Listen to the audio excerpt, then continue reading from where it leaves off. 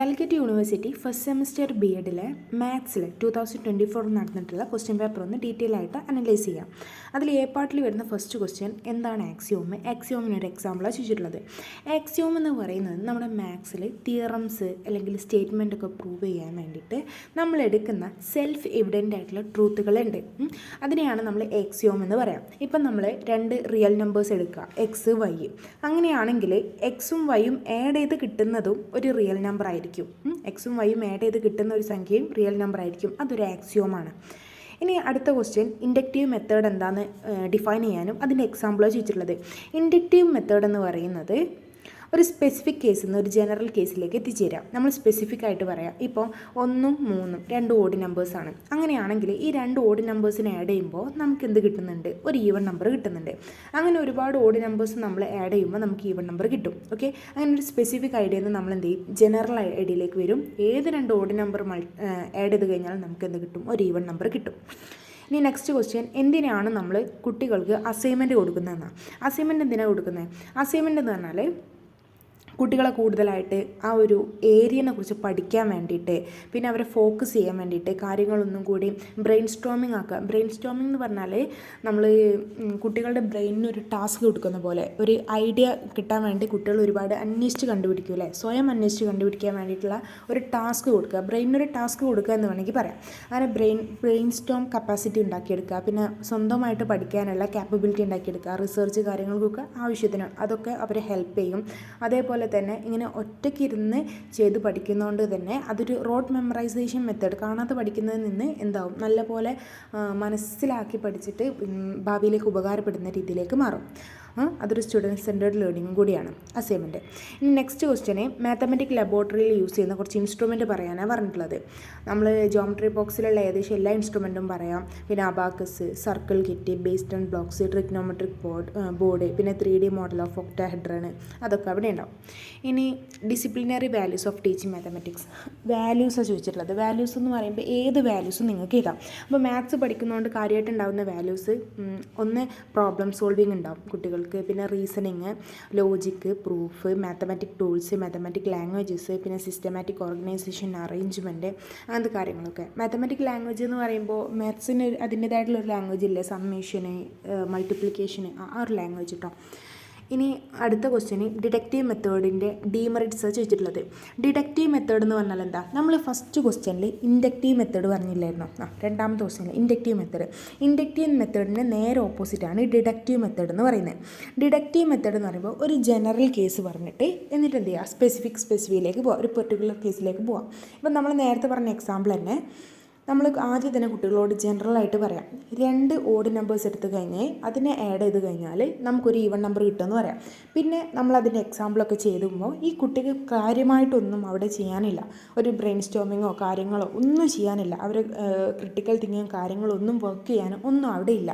അതുതന്നെയാണ് അതിൻ്റെ വലിയൊരു ഡീമെറിറ്റ്. അവിടെ ഒരു സയൻറ്റിഫിക് ആറ്റിറ്റ്യൂഡ് ഡെവലപ്പ് ചെയ്യാനോ അല്ലെങ്കിൽ കുട്ടിക്ക് എന്തെങ്കിലും ക്രിയേറ്റിവിറ്റി കൊണ്ടുവരാനോ ഒന്നും അവിടെ വരുന്നില്ല. അതുകൊണ്ട് തന്നെ റോഡ് മെമ്മറൈസേഷനാണ് ഇവിടെ എന്ത് ചെയ്യുന്നത്? എംഫസൈസ് ചെയ്യുന്നത്. റോഡ് മെമ്മറൈസേഷൻ എന്ന് പറയുമ്പോൾ കാണാതെ പഠിക്കുക. അതേപോലെ ഇത് ടീച്ചർ സെൻറ്റേർഡ് ആയിട്ടുള്ളൊരു കാര്യം. ടീച്ചർ പറയുന്നു, കുട്ടി കേൾക്കുന്നു, അത് ടീച്ചർ സെൻറ്റേർഡ് ആയിട്ടുള്ള കാര്യമാണ്.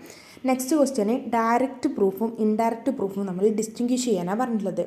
ഡയറക്റ്റ് പ്രൂഫ് എന്ന് പറയുന്നത് ഡയറക്റ്റായിട്ടായിരിക്കും ആ പ്രൂഫ് വരിക. ആ ഒരു സ്റ്റേറ്റ്മെൻറ്റിൽ നിന്ന് ലോജിക്കൽ റീസണിങ്ങും ഫാക്ട്സുകളും തിയറംസും ഒക്കെ യൂസ് ചെയ്ത് നമ്മൾ കറക്റ്റായിട്ട് ഒരു ഡയറക്റ്റായിട്ട് തന്നെ പ്രൂഫിലേക്ക് എത്തും.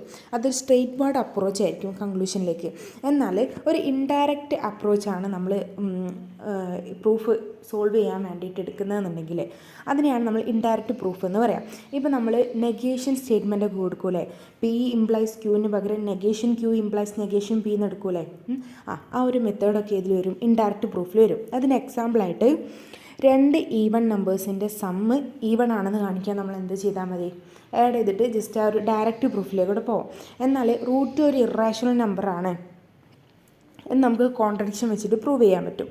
ഇനി ലിങ്ക് പ്രാക്ടീസ് എന്താണെന്നാണ് ചോദിച്ചിട്ടുള്ളത്. ലിങ്ക് പ്രാക്ടീസ് എന്ന് പറയുന്നത് ടീച്ചിങ് സ്കിൽസിൻ്റെ ഇൻറ്റഗ്രേഷനാണ് ലിങ്ക് പ്രാക്ടീസ് എന്ന് പറയുന്നത്. It's a training programme that helps teachers trainers transition from micro teaching to real teaching situations. Micro ടീച്ചിങ്ങിൽ നിന്ന് റിയൽ ലൈഫ് സിറ്റുവേഷനിലേക്ക് എല്ലാ ടീച്ചിങ് സ്കില്ലും ഇൻറ്റഗ്രേറ്റ് ചെയ്തുകൊണ്ട് ഒരു ഡെമോ ക്ലാസ് എടുക്കുന്നതിനാണ് നമ്മൾ ലിങ്ക് പ്രാക്ടീസ് എന്ന് പറയാം. ഇനി maxims of teaching list out ചെയ്യാനാണ് പറഞ്ഞിട്ടുള്ളത്. മാക്സിംസ് ഓഫ് ടീച്ചിങ് എന്ന് പറയുമ്പോൾ ടീച്ചിങ് ചെയ്യുന്ന രീതികൾ എന്തൊക്കെയുണ്ട്? കോൺക്രീറ്റ് ടു അബ്സ്ട്രാക്റ്റ് ഉണ്ട്, ഡയറക്റ്റ് ടു ഇൻഡയറക്റ്റ് ഉണ്ട്, particular to general, empirical to rational, psychological to logical, whole to part, indefinite to definitive, from seen to unseen. അങ്ങനെയൊക്കെ പറഞ്ഞാൽ ഡയറക്റ്റ് ഇൻഡയറക്റ്റ് എന്ന് പറഞ്ഞാൽ ഡയറക്റ്റ് ആയിട്ടുള്ള കാര്യങ്ങൾ പറഞ്ഞെടുത്ത് നമുക്ക് നേരിട്ട് കാണുന്ന കാര്യങ്ങളൊക്കെ പറഞ്ഞെടുത്തിട്ട് എന്ത് ചെയ്യുക, ഇൻഡയറക്റ്റ് ആയിട്ടുള്ള കാര്യത്തിലേക്ക് എത്തിക്കുക. പിന്നെ പർട്ടിക്കുലർ ആയിട്ടുള്ള കാര്യങ്ങൾ നമുക്ക് അവൈലബിൾ ആയിട്ടുള്ള കാര്യങ്ങളൊക്കെ കാണിച്ചു കൊടുത്തിട്ട് ഒരു ജനറൽ ആയിട്ടുള്ള കാര്യങ്ങളിലേക്ക് എത്തിക്കുക. അതേപോലെ എംപിരിക്കൽ ആയിട്ടുള്ള കാര്യങ്ങൾ കാണിച്ചു കൊടുത്ത് റാഷണൽ ആയിട്ടുള്ള കാര്യങ്ങൾ എത്തിക്കുക. നമ്മൾ ചെയ്ത് കണ്ടുപിടിക്കാൻ പറ്റുന്ന കാര്യങ്ങളൊക്കെ കാണിച്ചു കൊടുത്തിട്ട് കണ്ടുപിടിക്കാൻ പറ്റാത്ത കാര്യങ്ങൾ പറഞ്ഞു കൊടുക്കുക. അതേപോലെ മൊത്തം ഒരു ഐഡിയ പറഞ്ഞു കൊടുത്തിട്ട് ഓരോ പാർട്ടായിട്ട് പറഞ്ഞു കൊടുക്കുക. അങ്ങനെ കാണുന്ന കാര്യങ്ങൾ പറഞ്ഞു കൊടുത്തിട്ട് കാണാത്ത കാര്യങ്ങൾ അതിൽ നിന്ന് പറഞ്ഞു കൊടുക്കുക. അങ്ങനെയൊക്കെ. നെക്സ്റ്റ് ക്വസ്റ്റ്യന് കരിക്കുലം എന്ന് പറയുന്ന ടേം ഡിഫൈൻ ചെയ്യാനാണ്. ഞാനിവിടെ എടുത്തിട്ടുള്ളത് റാൾഫ് ടൈലർ 1957 അയാൾ പബ്ലിഷ് ചെയ്തിട്ടുള്ള ഒരു ബുക്കിലുള്ള ഒരു വേർഡാണ്. ഇതിൽ കരിക്കുലം എന്ന് പറയുന്നത് എന്താണെന്നറിയോ? ഒരു കുട്ടി ഒരു സ്കൂളിലേക്ക് കയറി ഇറങ്ങുമ്പോഴേക്ക് എന്തെല്ലാം കാര്യങ്ങൾ പഠിച്ചിട്ടുണ്ടോ അതിനെയാണ് നമ്മൾ കരിക്കുലം എന്ന് പറയാം. അതിൽ പുസ്തകത്തിലെ കാര്യം മാത്രമായിരിക്കില്ല, ഒരുപാട് കാര്യങ്ങൾ പഠിച്ചിട്ടുണ്ടാവും. സോ എങ്ങനെ മിങ്കിൾ ചെയ്യണം, എങ്ങനെ സംസാരിക്കണം, എങ്ങനെ പെരുമാറണം, എങ്ങനെ കാര്യങ്ങൾ കൈകാര്യം ചെയ്യണം, ഒരു പ്രശ്നം വരുമ്പോൾ എങ്ങനെ നേരിടണം, അങ്ങനെ ഒരുപാട് കാര്യങ്ങൾ ആ കുട്ടി പഠിച്ചിട്ടുണ്ടാവും.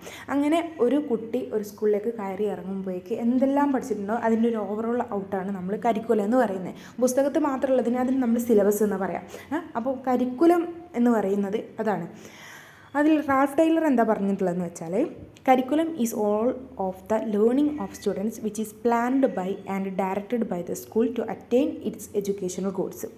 ഒരു സ്കൂള് എഡ്യൂക്കേഷണൽ ഗോൾസുകൾ അറ്റൈൻ ചെയ്യാൻ വേണ്ടി കുറച്ച് കാര്യങ്ങൾ പ്ലാൻ ചെയ്യുകയും ഡയറക്റ്റ് ചെയ്യുകയും ചെയ്തിട്ടുണ്ടാവും. അത് എത്രത്തോളം ആ കുട്ടി ലേൺ ചെയ്തിട്ടുണ്ട് അതിനെയാണ് നമ്മൾ കരിക്കുലം എന്ന് പറയുന്നത്.